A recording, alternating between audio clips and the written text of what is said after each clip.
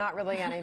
All right, ISIS on the rise across the Turkish region. A suicide bombing of the border, on the border, I should say, of Syria, claiming the lives of 31 people yesterday. Joining us now is Gillian Turner, Fox News contributor and former White House National Security Council member.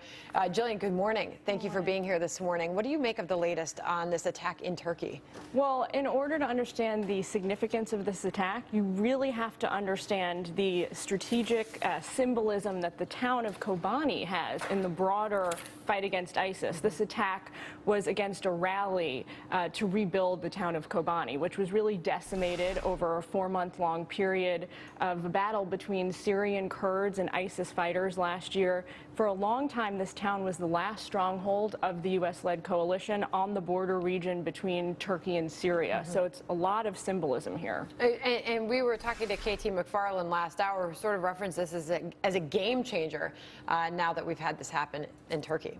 Absolutely, that's exactly right.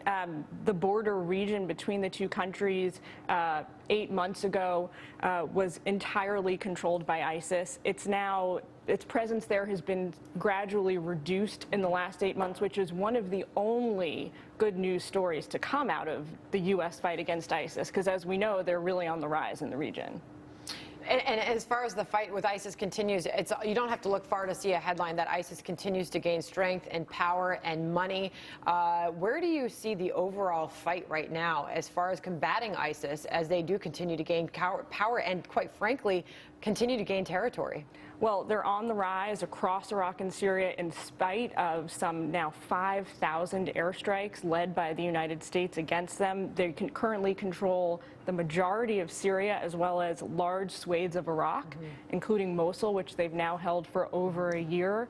As you mentioned, they've got hundreds of millions of dollars in the bank, tens of thousands of recruits, and, just a couple of weeks ago celebrated their 1-year anniversary. So, Gillian, in that 1 year, they've gone from really something, an afterthought, something that no one really knew about, to really taking all the headlines away from al-Qaeda, and they're really the main terrorist organization out there right now. Seems like you talk about 5,000 airstrikes, but it's just not enough. What we're doing, it's not stopping them, it's not slowing them down, it's not hurting them, and the longer they exist, the more powerful they get, just as a fact. So what do we do?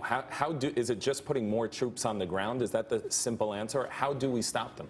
There isn't a simple answer. As much as we would all like there to be one, I don't think it's as easy as saying boots on the ground, no boots on the ground, diplomacy, no diplomacy. What we really have to fight here, in addition to the security situation, is the powerful hold that radical Islamic ideology has really had across the region. It's now expanding across the globe. ISIS recruits are increasing in multiples at this point. When they started a year ago, not very many. Now we have reports of up to 30,000 actively fighting recruits, plus up to 100,000 more in the kind of close hold pool. So this is an organization that's really increasing exponentially. So the sooner we come up with a really good plan, the better. All right, Gillian Turner on the latest deadly attack.